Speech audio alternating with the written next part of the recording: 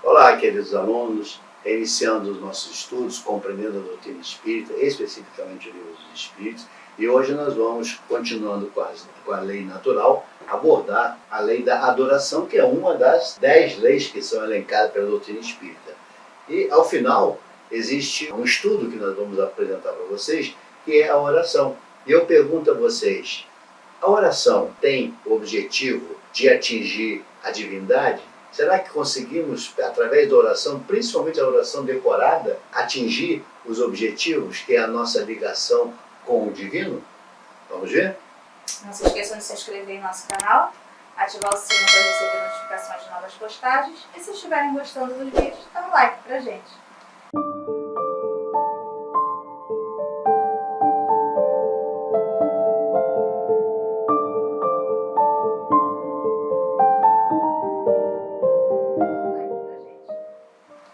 Então, iniciando lá na questão 649, em que ele pergunta em que consiste a adoração, e ele nos responde: a adoração é a elevação do pensamento a Deus. Quer dizer que adoração não é fazer gestos, não é levar oferendas, não é fazer cantorias. Isso não é adoração? Não. Adoração é a elevação do pensamento a Deus. Porque eu posso fazer todas essas cantorias, fazer todos esses regramentos religiosos e não chegarmos a Deus, porque falta o quê? A ligação do meu pensamento com o Criador. Então, essa sintonia ela tem a função de estabelecer uma pronta conexão entre o homem e o Criador, entre a criatura e o Criador. É um sentimento inato, ou seja, todos nós temos. A consciência de sua fraqueza leva o homem a curvar-se na busca de proteção, nunca tendo havido povos ateus, posto ser unânime a percepção de um ente supremo. A adoração está contida na lei natural, eis que existe em todos os povos, entretanto sob forma diferente. Então, não é de agora que o homem adora uma entidade, um ser, alguém que ele possa depositar as suas fragilidades, alguém que ele possa depositar as suas dúvidas, alguém que ele possa se confortar, ter esperança. E que, na grande maioria dessas adorações, estão ligadas a deuses ou, no monoteísmo, a Deus. Então, essa consciência ela é inata ao ser, porque antes de sermos encarnados, somos espíritos. E, enquanto espíritos, temos essa consciência. As nossas percepções ficam adormecidas no momento em que reencarnamos, mas ainda assim permanecemos com essa intuição de que existe um ente superior a nos guiar. E durante as nossas jornadas evolutivas, desde os primórdios, desde quando ainda somos selvagens, a gente vai sempre procurando o nosso protetor, aquele que vai nos auxiliar, aquele que vai nos ajudar.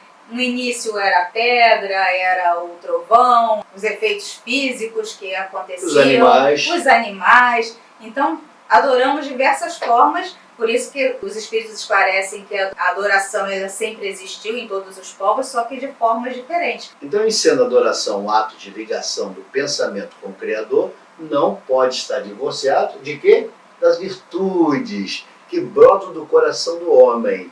O homem que não é virtuoso, ainda que ele ore, ainda que ele suba no alto da sinagoga, para que todos vejam, para que todos ouçam, não atingirá o seu fim. Por quê? Porque ele não é um ser virtuoso, ele não tem limpo o seu coração. Então, ele falou aqui inicialmente que para adorarmos nós temos que estabelecer uma sintonia.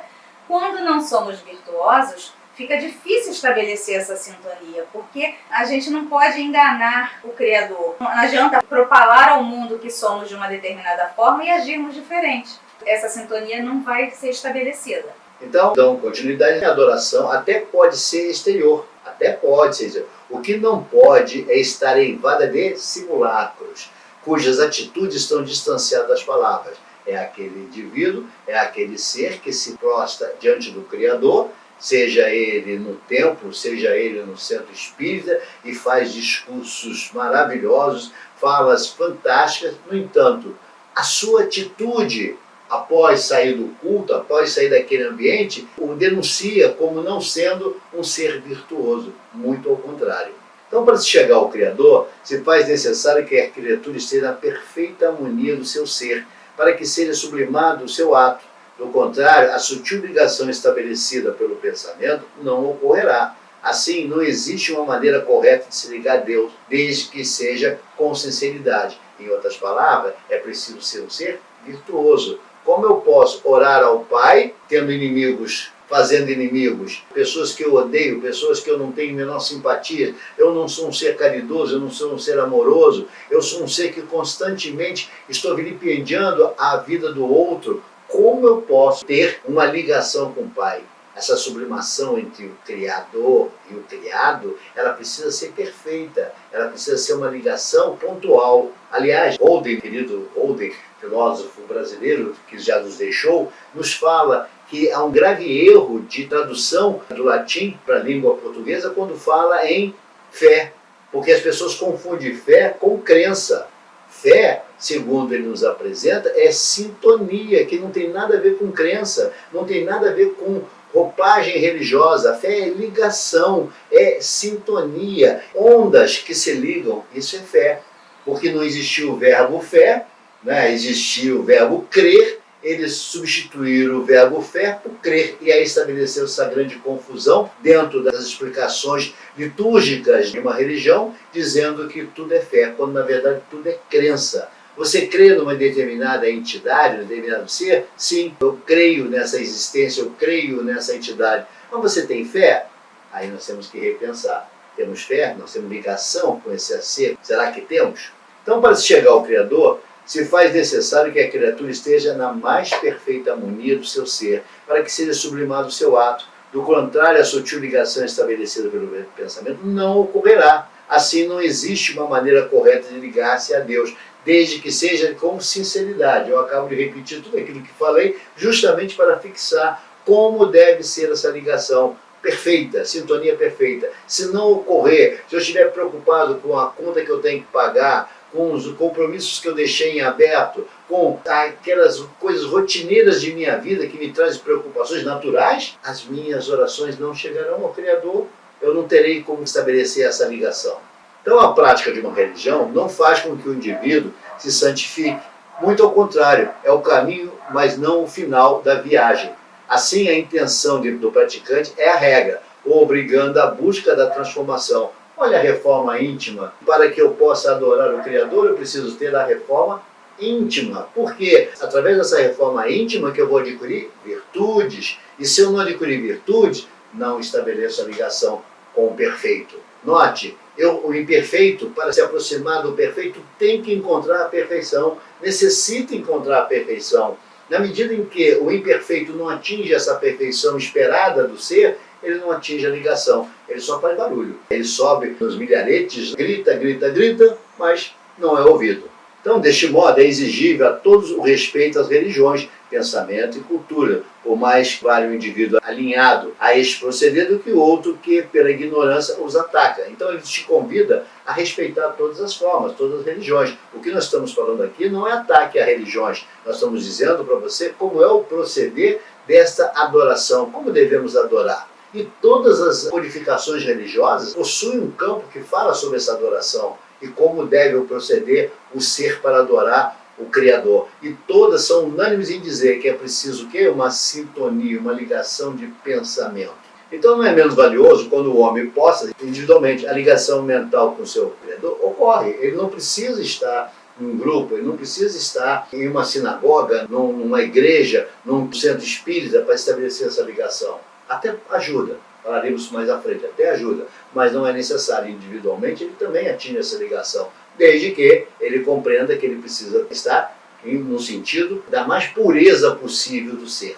Entretanto, quando em uma assembleia reúne-se com essa finalidade, estando seus corações depurados para o bem, a concordância de bons espíritos se faz presente, havendo uma maior vibração e perceptível a todos. Então, as assembleias são importantes? Sim, elas vão amplificar esse pensamento, vão amplificar esse proceder comum de todos os que estão presentes na assembleia. Mas, como vimos, não há necessidade de estarmos em assembleia. Podemos individualmente estabelecermos a adoração, essa ligação com o Criador. Lá em Mateus, capítulo 18, versículo 20, ele fala que, porque onde 2 ou 3 estão reunidos em meu nome, aí estou no meio deles. mostrando o quão forte é essa ligação quando mais pessoas estão na mesma comunhão de pensamentos, estabelecendo essa sintonia. Ou seja, cada um ali está se ajudando a mudar o seu padrão vibratório para estabelecer essa sintonia. Porém, não quer dizer que uma pessoa sozinha não faça isso. Individualmente também se consegue, desde que você entre no seu quarto escuro, né, como Jesus ensinou, busque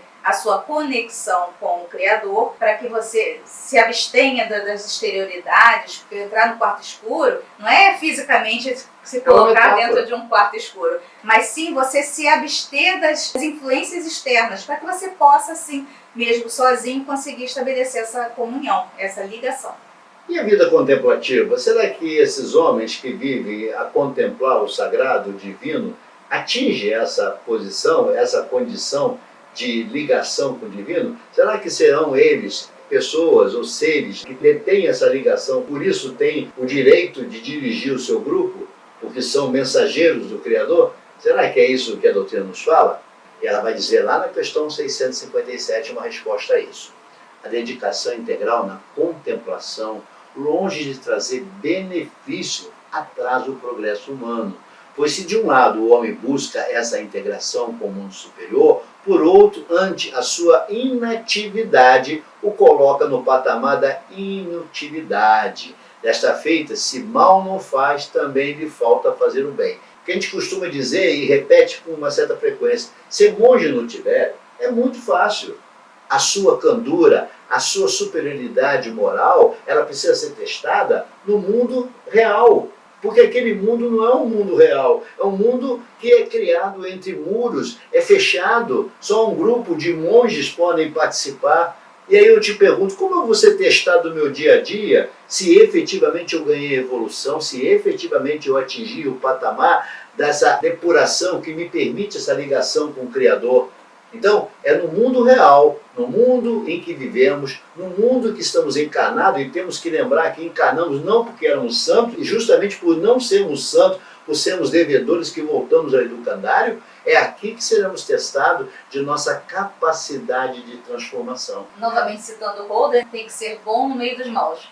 Exatamente. No meio da questão, os espíritos falam para Kardec que não fazer o bem já é um mal. Exatamente. Então, quando eu estou dentro de uma sinagoga, quando eu estou dentro de um claustro, quando eu estou lá no Monte Tibete e ali eu busco essa ligação, isso é fácil.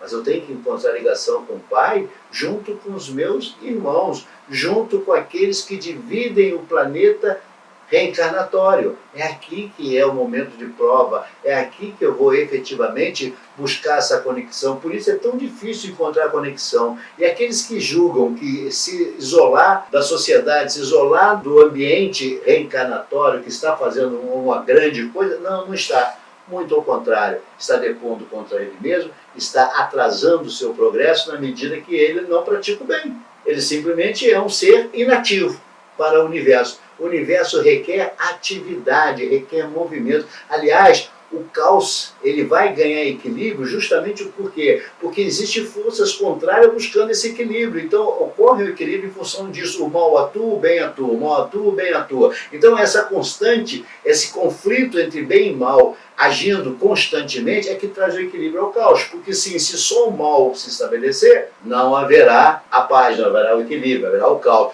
Por outro lado, se houver só o bem, haverá uma inércia total, não ocorrerá evolução. Então é preciso ocorrer o quê? O equilíbrio dessas forças para que o caos não se estabeleça e sim a harmonia se estabeleça dessas forças. E a prece?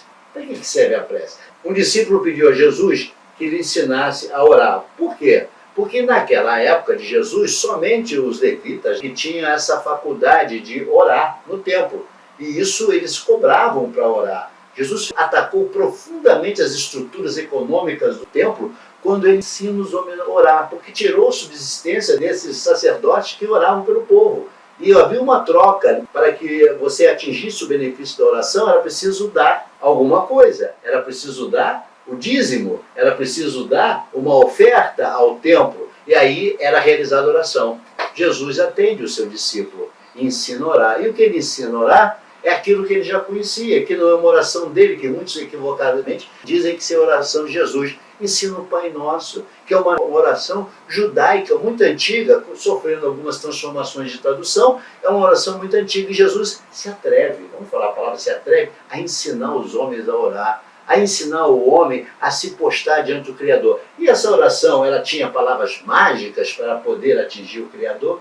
Não, ela tinha um único propósito: desviar através de suas constantes repetições, desviar o pensamento do homem da sua trivialidade, do seu mundo externo, para se concentrar no mundo que ele buscava essa ligação. É isso que é o Pai Nosso. Ouça o Pai Nosso, não decore o Pai Nosso, ouça o Pai Nosso e verás que é uma fórmula, um mantra para fazer essa ligação entre o Criador e o criado. Ou seja, desvirtuando através de constantes palavras, de um arsenal de palavras, para que o homem centre o seu pensamento, se ligue ao Criador. Lá na questão 658 a 660, ele nos fala: longe da eloquência do que ora, é preciso ser simples, mas sincera, brotada do âmago do seu ser, para que através desse colóquio o homem estabeleça a perfeita sintonia com seu Criador.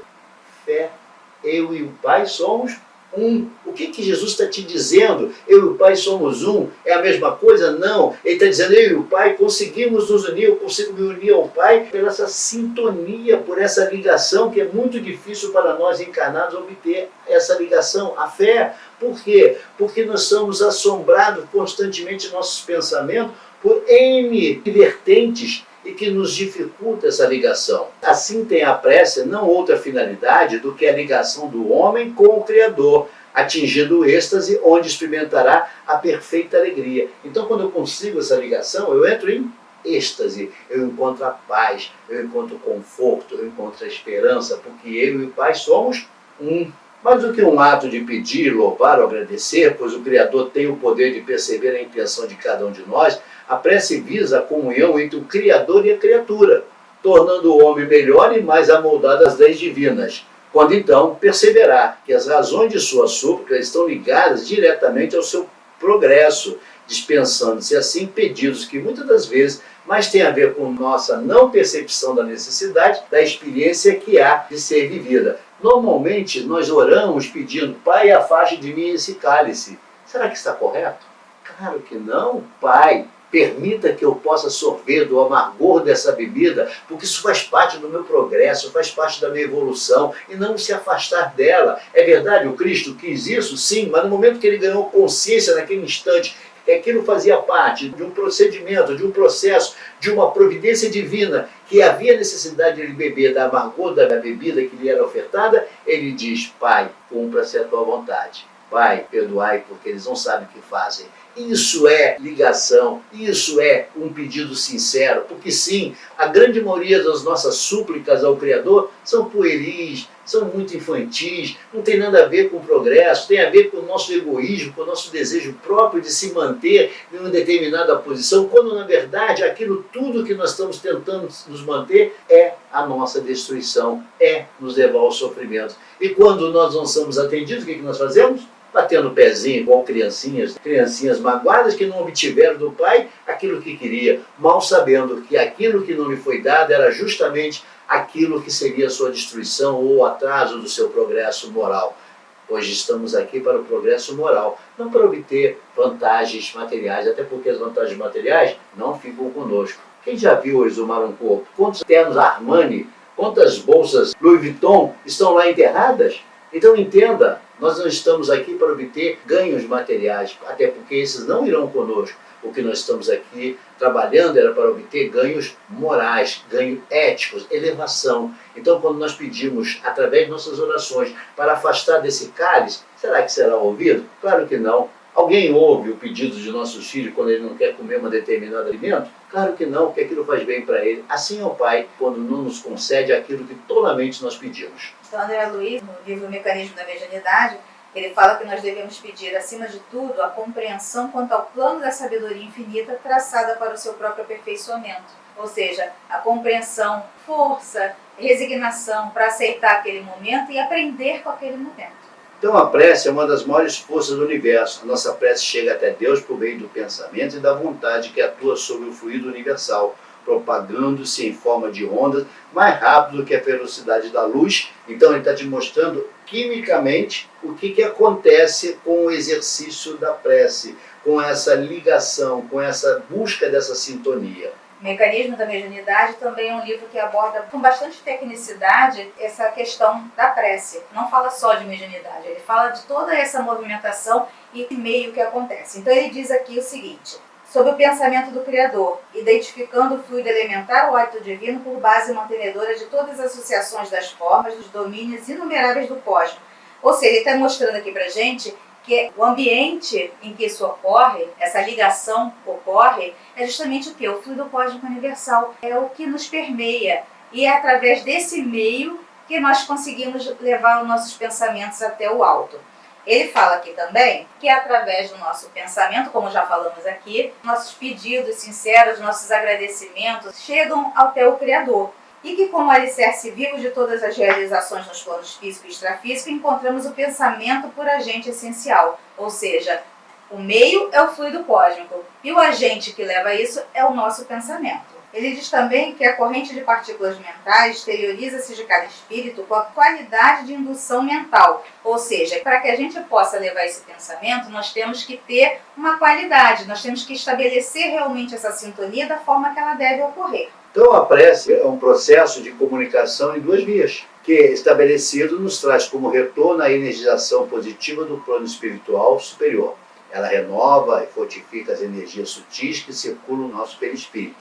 Na prece, a concentração é essencial para maximizar nossas potencialidades energéticas de comunicação com o plano espiritual. Então, quando nós elevamos a nossa concentração, quando buscamos essa sintonia, maior será essa ligação energética da comunicação. Lembre-se, nós estamos falando em ligações energéticas, pensamento. Então, compreendido que a prece é um mecanismo de ligação com Deus, o homem afastado das virtudes preconizadas por ele poderá balbuciar inúmeras palavras. Entretanto, não estabelecerá esta união nos recordando as lições do Evangelho que nos preconiza, antes de deitar a oferenda, vá ter com seu irmão. O que ela está te dizendo?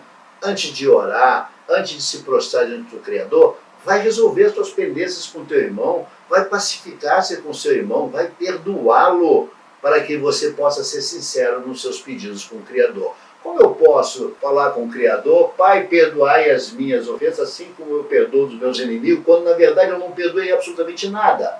Então nós precisamos prestar atenção, inclusive naquilo que oramos. Se nós afirmamos que perdoamos e não perdoamos, estamos sendo hipócritas, estamos sendo insinceros, e quando há insinceridade, quando há hipocrisia, essa ligação não vai ocorrer. Há impropriedade absoluta dessas energias se propagarem no universo. Então nós estamos vendo aqui que não é uma questão religiosa, é uma questão de física, essa sintonia. Ela não atua diferentemente do que a gente observa no nosso mundo material. São ondas de pensamento que estão chegando ao plano espiritual e que obedecem às leis estabelecidas pelo Criador, as leis da matéria. Então, ele fala aqui também que a grandeza da oração, que resulta o impositivo da vigilância sobre a própria orientação, de vez que somente a conduta reta sustenta o reto pensamento. Então, não basta eu só querer fazer, estabelecer naquele momento. Eu tenho que fazer as mudanças necessárias, a reforma íntima que é falada por ele, para que cada vez o meu pensamento, a minha forma de ser, as minhas atitudes sejam as mais corretas e mais amoldadas às leis divinas. Então nós podemos pedir perdão por nossas faltas, mas só obteremos com um mudado proceder. Lembre-se, perdoar não significa esquecer. Perdoar é curar as marcas, as lesões que o ofensor causou em mim. Isso é perdoar. Então é um grande erro achar que perdoar é esquecimento. Não, perdoar não é esquecimento. Perdoar significa nos permitir ser curado pelas ofensas, pelas lesões que o outro me causou. Isso é perdão, isso é ensinado por Jesus e é um grande benefício, que quando eu concedo o perdão, eu me curo, eu deixo de sofrer. Orar para outrem recebe o concurso dos bons espíritos, pois fazer ao outro o que gostaríamos que nos fizesse é uma das lições negadas pelo Mestre Jesus. Ou seja, Quando eu oro por alguém, eu estou dando ao outro o milagre da cura. Por quê? Porque eu estou dando a ele aquilo que eu gostaria de receber, de ser curado também. Então, nossos pedidos de perdão, desacompanhado da mudança de proceder, não estabelece sintonia desejada. Outros sim, os nossos pedidos para afastar o cálice das provas e desviar-lhes o concurso, dificilmente será alcançado, pois muitas das coisas que negamos querer receber estão ligadas à necessidade do aprendizado, sendo elas mecanismos para educar o nosso ser. Quando muito podemos obter o concurso do mundo espiritual para nos fortificar da trajetória a ser seguida. Lá na questão 663 é que é falado isso. Então observe, muitas das vezes aquilo que parece-nos um sofrimento ou uma dificuldade que não gostaríamos de passar por ela, faz parte da nossa evolução, faz parte do nosso aprendizado, faz parte do nosso amadurecimento. A lei de causa e efeito é inexorável. Razão porque a prece não tem como mudar os desígnios do Criador ante as transgressões das suas leis pelo sofredor, mas as vibrações emitidas em favor do desencarnado em sofrimento traz a ele um alívio, um refrigério, ou fazendo refletir com maior brevidade a necessidade de sua transformação, fazendo brotar os sentimentos de arrependimento, ou preparando para o devido amparo e socorro. Ou seja, lá na questão 664 está te dizendo que a lei de causa e efeito não tem o poder de aplacar ou acabar com as faltas cometidas no passado. Eu não posso modificar o passado, eu posso reescrever o futuro, isso eu posso. Mas uma vez desencarnado, com as faltas, eu irei responder. E as orações emitidas em favor daquele espírito têm como objetivo não é perdoar as suas faltas, é fazer com que ele ganhe consciência para que ele possa efetivamente se arrepender e compreender quão foi errado a sua trajetória, e aí sim está pronto para receber o devido socorro. É esse o poder da prece em favor daqueles que desencarnaram. Sempre bem-vinda, sempre de grande magnitude, porque sim, eu estou falando, eu estou pedindo por alguém que ainda não teve essa consciência. Então, efetivamente, eu estou cumprindo a vontade e os ensinamentos do Mestre Jesus, dar ao outro aquilo que eu gostaria de receber. Apiedar-se dos que sofrem é um sentimento elevado, recomendando-se a misericórdia irrestrita, mas sempre compreendendo que a dor não erra o endereço, há uma razão e sempre justa. Entretanto, o amor fraternal que une a todos os homens recomenda a emissão de ondas vibratórias em favor dos encarnados que erraram, fazendo-o perceber essa fraternidade desprezada outrora por ele, e que hoje, através de atitudes caridosas, traz um lenitivo ao seu momentâneo sofrimento, quando então perceberá a urgência na busca das virtudes a serem perseguidas. A oração, dirigida aos espíritos superiores, quando percebível que são eles mensageiros e executores da vontade de Deus, tem sua validade, desde que não esqueçamos que nenhuma realização pode ir efetivar senão pela vontade de Deus. Ou seja, a questão 665, 666 está te mostrando o significado de orar para aquele que é desencarnado. Ela não tem a força de acabar com os erros, ou como se fala, passar as mãos por cima do pecador, ou daquele que cometeu uma licitude, ou aquele que afrontou as leis divinas. Não, ela não tem esse poder. O poder dela é no sentido de trazer consciência àquele que desencarnou, para que ele compreenda a sua fragilidade, compreenda os seus equívocos, compreenda essa fraternidade que Jesus apregou entre nós, para que possamos efetivamente, através da oração, socorrer o amigo em sofrimento, o irmão em sofrimento. Essa é a finalidade da oração. Ela não tem outro viés a não ser fazer com que haja um acalento às dores daquele que sofre na erradicidade por equívoco, por pecados, por desvirtuamento das leis naturais. Bom, chegamos ao final de mais essa parte, iremos retomá-lo no próximo encontro, onde nós procuramos te mostrar que a adoração, como deve ser feita. Lembre-se, você não pode adorar o Criador sendo imperfeito. Você não pode adorar o Criador não tendo virtudes. Você não pode adorar o Criador tendo ainda vibrações de ódio, de rancor, de desagrado aos seus desafetos. Você não pode adorar. Você até pode adorar sim, mas será um ato mecânico, sem nenhum recurso a ser obtido, nenhum sentido será obtido. Muitas vezes me perguntam, mas me ajoelhar diante do Criador eu vou atingir alguma coisa? Sim, você vai arrumar uma luxação, é isso que você vai arrumar. Porque sim, o que se pede, você não precisa estar ajoelhado frente ao Criador, você pode estar de pé, você pode estar deitado para falar ao Criador. Não existe um regramento de postura para falar ao Criador. Não, não existe. Desde que você consiga estabelecer na posição que você estiver, essa ligação com o Criador através do pensamento, perfeito, você atingiu o objetivo. Então não é a forma com que você faz, e sim como você se posiciona em relação a essa sintonia, como você encontra a sintonia.